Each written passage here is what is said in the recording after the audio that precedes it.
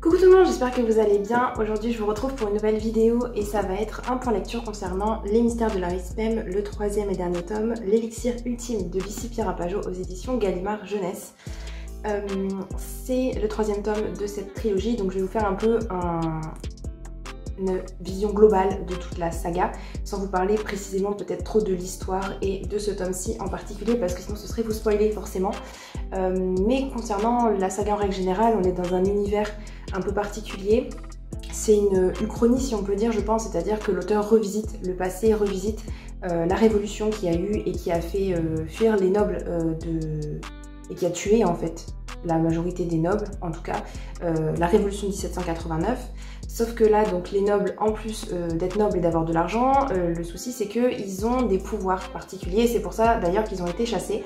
Sauf qu'il y en a certains qui sont restés et il y en a certains qui ont eu des enfants, une descendance, et ce qui fait qu'il y a encore des gens qui ont un pouvoir dans la population.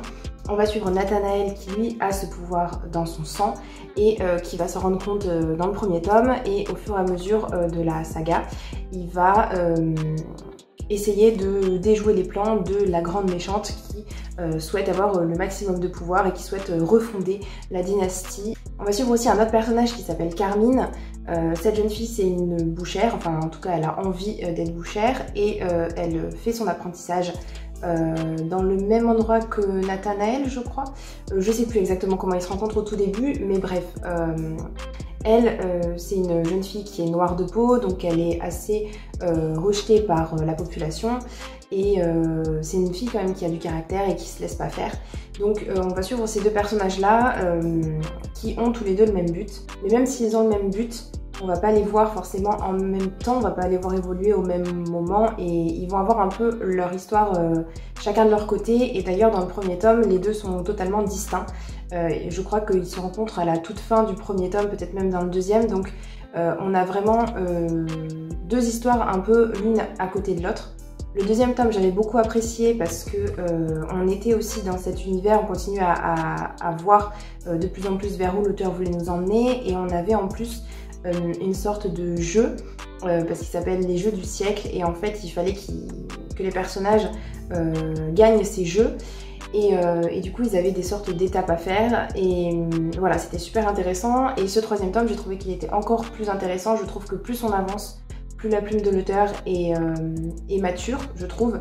J'avais trouvé que dans le premier tome, l'auteur avait pris un chemin assez simpliste finalement, et avait des personnages assez caricaturaux et qui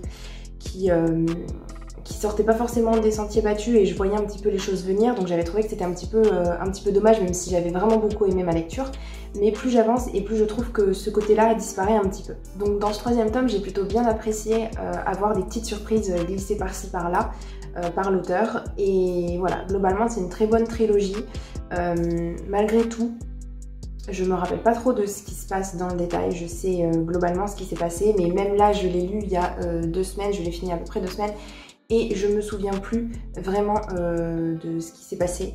Donc comme quoi ça m'a pas laissé une marque impérissable, mais c'est un super univers. Les personnages sont très intéressants à suivre, il y a beaucoup d'action. Donc si ça vous tente, si vous avez envie de découvrir, n'hésitez surtout pas, c'était très très sympa, et je vous le conseille quand même. Voilà, c'est tout pour ma vidéo, j'espère qu'elle vous aura plu. Si vous avez lu ce livre, n'hésitez pas à me le dire en commentaire, et je vous dis à bientôt dans une prochaine vidéo. Ciao ciao!